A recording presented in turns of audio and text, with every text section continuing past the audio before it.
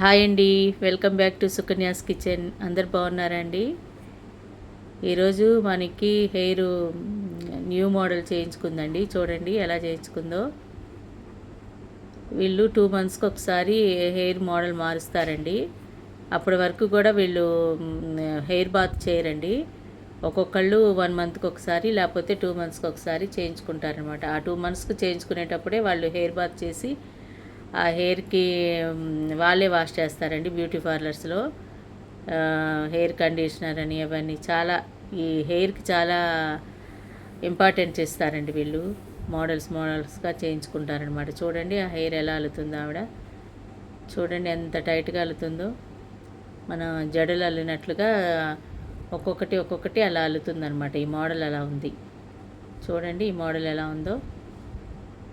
ఇంకొక hair extension చేసి ఆ థ్రెడ్ దానికి అటాచ్డ్ చేసి ఆ హెయిర్కి అలా అల్లుతుందనమాట. వీళ్ళ హెయిర్ చిన్నగా ఉంటుంది కదండి, అందువల్ల వీళ్ళు ఆ హెయిర్కి ఎక్స్టెన్షనల్గా మళ్ళీ ఒక థ్రెడ్ బ్లాక్ థ్రెడ్తో అలా చేస్తారనమాట. చూడండి కర్లీ హెయిర్ కోసం ప్లాస్టిక్ దానికి అలా చుట్టి చూడండి హాట్ వాటర్లో దాన్ని పోసి కర్లీ హెయిర్ రావడానికి అలా చేస్తుంది. చూడండి ఆ గ్యాప్లో మధ్యలో జల్లు లాంటిది పోస్తారండి. ఈ నైజీరియన్స్ ఎక్కువ శాతం హెయిర్కి ఎక్కువగా కూడా మోడల్గా వేసుకుంటారండి.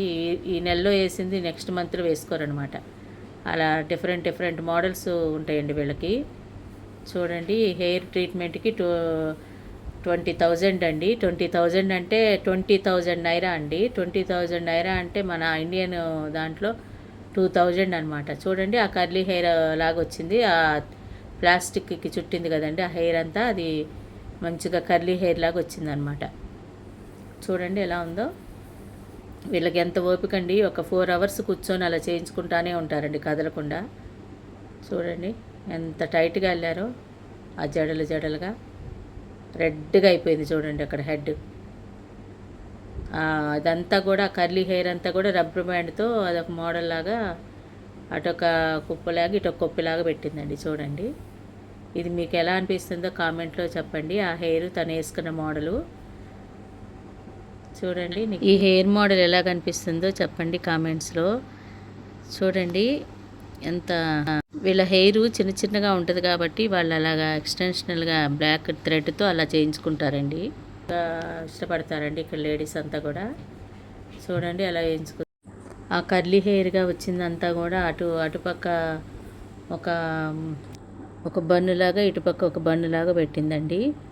చూడండి ఎంత బాగుందో కర్లీ హెయిర్ లాగా ఎలా వచ్చిందో.